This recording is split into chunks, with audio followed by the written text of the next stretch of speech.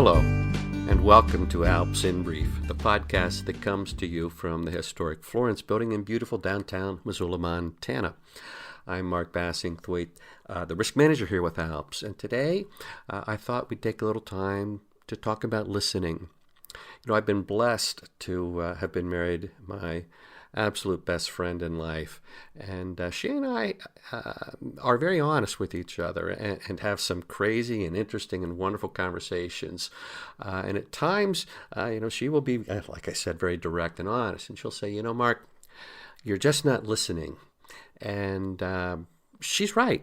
I mean, there are times, as she would describe, and I readily agree, I have too many planes up in my head, and I really am having trouble focusing and paying particular attention. But listening isn't just a skill that is limited to communication between two individuals. With this podcast, I would like to talk about listening to one's life and exploring a little bit about what that means in my experience. And I would consider myself someone who does a pretty good job of listening to my life. I have seen a number of people have no idea what I'm talking about, no clue how to do it, and no desire to learn. I've seen some people even get hit, in my mind, upside the head by life with some meaning and something here you're to learn, and they just don't do the learning because they're not looking for it, perhaps. Others, are very, very good at this, particularly for the big, loud things that life has to say. But I would really like to explore looking at this on the day-to-day, because I think there are all kinds of learnings that can come up day-to-day if we just stop to take the time to listen and to look for the learning. So let me give you an example of what I think about and what I mean when it comes to listening to one's life. When I was a younger adult, there was a period of time where I was really into bike riding. It was primarily as a means of transportation and also a way to, get a little exercise during a commute. And I also, learned to strip a bike down, clean it up, put it back together, and I had a lot of fun. Then, kids, life, all kinds of things get in the way of that, and bikes pretty much got put away for a number of years. I would say, though, in the last 3 to 4 years, I've really started to get back into it.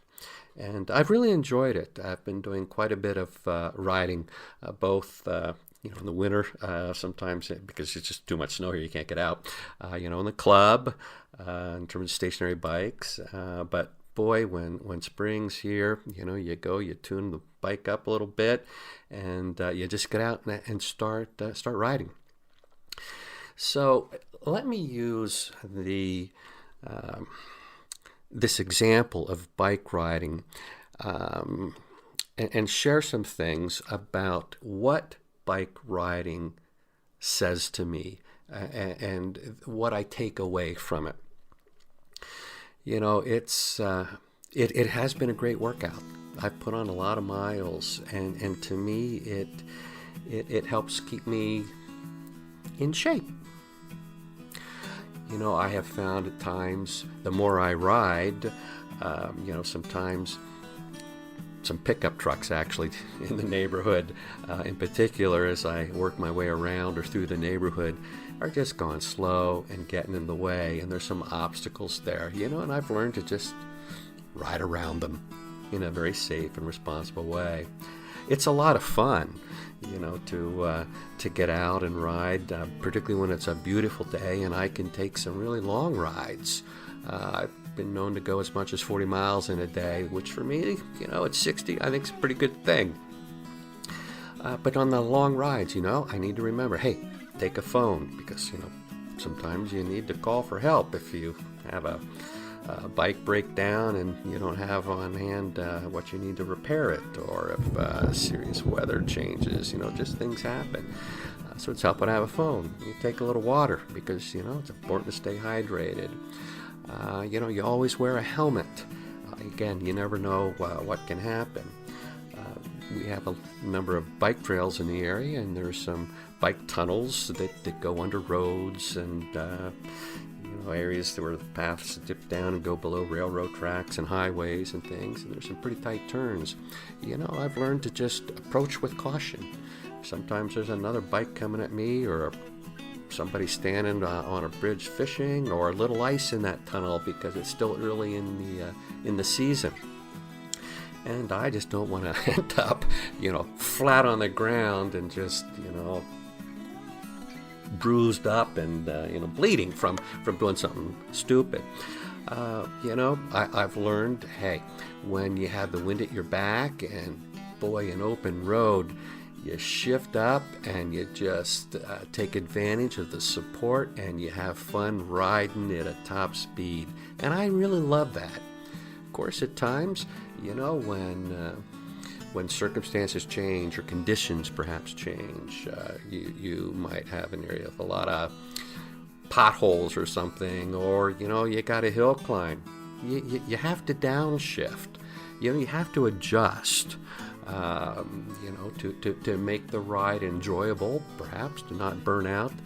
So there's lots and lots. I could go on for another 20 minutes. On the kinds of things that you think about and learn as a result of riding on a regular basis. So I can take this experience and all the little things and sometimes bigger things that you learn and say, okay, that's cool. I get better and more efficient at riding. I get healthier. I learn a few tricks. I get more confident and comfortable. But that's not really listening.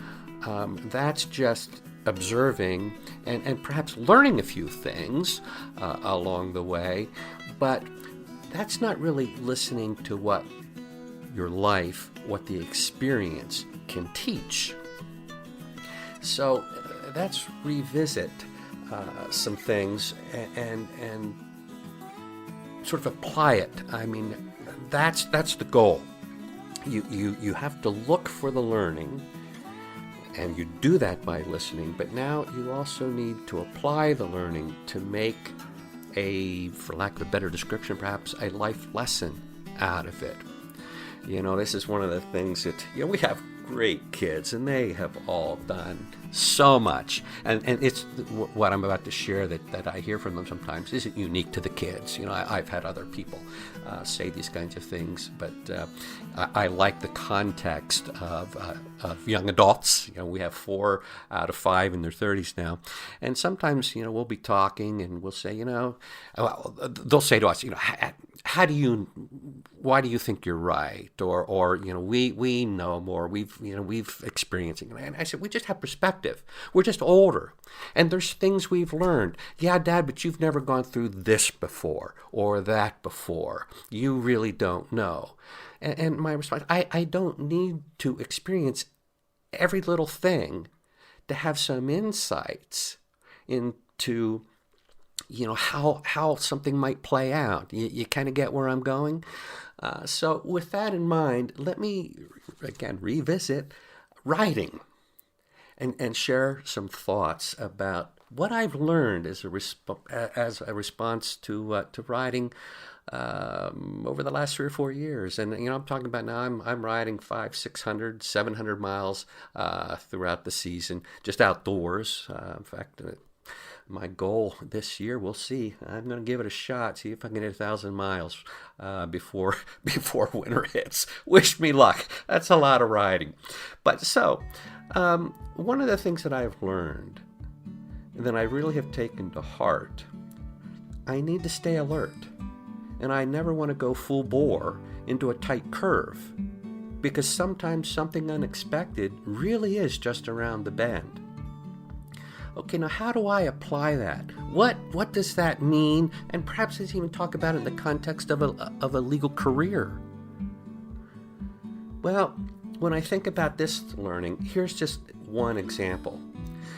Just because a new practice area is about to seriously heat up, that isn't a good reason in and of itself to jump into this practice area before you have time to come up to speed and or to develop, any necessary internal processes that will enable you to be competent in the delivery of these new legal services. Stated another way, doing this kind of stuff is really an accident waiting to happen. So, stay alert. Don't go full bore into the unknown. You need to prepare. You need to be intentional about it. You need to look for problems and anticipate. Another one. And I got to thinking about this just the other day. And I don't know why it struck me, but it really did. I noted, it's really extremely difficult to balance on a bike, hands-free, while the bike is stationary. Try doing that at a stop sign as an example. It's extremely difficult, particularly to do it for very long. But it really gets quite a bit easier the faster you go. And I just started to think about that. Now what could be a life lesson out of that? Well, for me, it's this. If you want to develop a skill and truly become proficient at it, you need to learn to take a few risks while always moving forward. Stated another way, there is value in learning to say yes to opportunities that push your comfort zone. As I see it, that's how you grow, professionally and as a person. How about this? And I will share, over the years, I've had a few, what I would describe as close calls. Once in a while, it's the close call was intentional in the sense somebody was messing with me. And at other times, it's just crazy things happen when you're riding on a road or a highway. I try not to do that a lot, but here in Montana, sometimes you need to get to the trails or the paths that you really want to ride. So one of the things that I've learned is this. Sometimes someone will try to mess with you in the middle of a ride. Know that it can happen. Do what you can to be prepared and keep pedaling. Most importantly, don't let it frighten you. You still have more than a few miles to go. Okay, now what can you take away from that? Well, again, in the context of practicing law, here's one of the thoughts that I have. Some people will try to intimidate you. Perhaps it's an aggressive, over-the-top negative online review or opposing counsel, practicing incivility in the extreme during a deposition. There's all kinds of things you could create here. But the fact that these things happen, that says nothing about you. Don't let this get under your skin because you still have work to do. Continue to focus on what lies ahead. Now, I talked a little bit earlier about, I try to stay in shape and during the winter season, keep riding, and it's stationary bikes, and so I'll go out to the club and take care of that in terms of trying to work out. But here's a learning from that sort of experience. And I will say, even if it's bad weather at times during the season, you have to make this choice sometimes. Do I want to go out on the road, or do I want to just, go to the club and watch TV as I ride, Yes, I have to admit, and I've learned this, it is a lot easier to ride indoors, particularly when the weather isn't the best. It's an easy choice, But no matter how fast you pedal, you still end up where you started. And I think that's important to appreciate. What that means to me is, if I want to get anywhere, in my career and in my own life, I actually have to go outside and make it happen.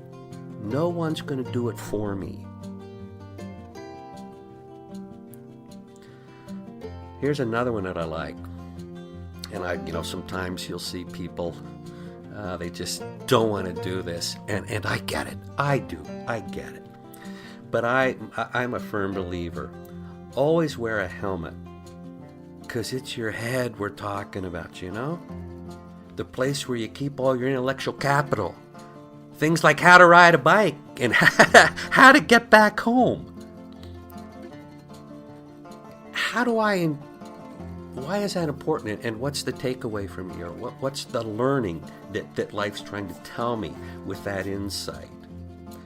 Well, in my mind, it's if you fail to prioritize taking care of yourself, all you end up doing is increasing the risk of injury or illness, which can have serious consequences, to include the ability to even earn a living.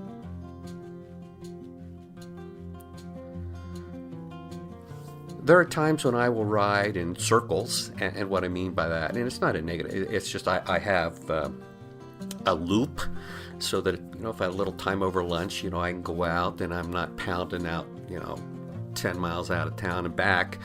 You just can't do that over a lunch hour. So I have a loop, and I ride locally. At other times, nice days, weekends, I will do some extended riding. And sometimes it's just exploring, and sometimes it's very intentional. But, one of the things I learned from going off the loop and going out and exploring is some trails eventually end. Once there, it's good to take a little time to feel what you feel. But you need to get back on the bike because the ride isn't over.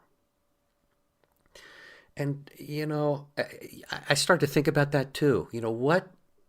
What does that teach me? And here's what I take away from finding that some trails just come to an end. Endings happen. Now think about a career change, a retirement, a divorce. There are all kinds of ends that happen in life. Some endings are going to be positive, and others aren't. So go ahead and feel what you feel, but remember the journey isn't over.